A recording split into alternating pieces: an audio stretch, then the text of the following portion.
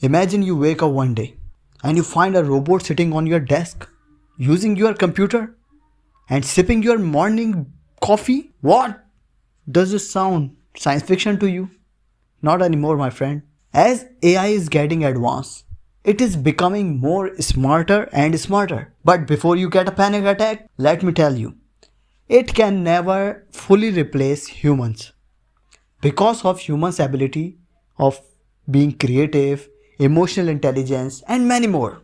Think of it like that. When ATMs were introduced, people thought that the bank teller's job would end and they were panicking. But after the ATM technology, the bank have able to create many more other roles of customer service. So my friend, if you are willing to learn and be creative, then you will not only survive this AI era, you will thrive it. The last thing I want to say is AI is not going to replace you.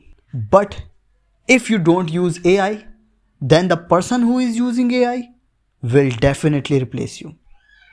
So that's my final thoughts. Tell me in comments your thoughts and let's see what you guys think about it.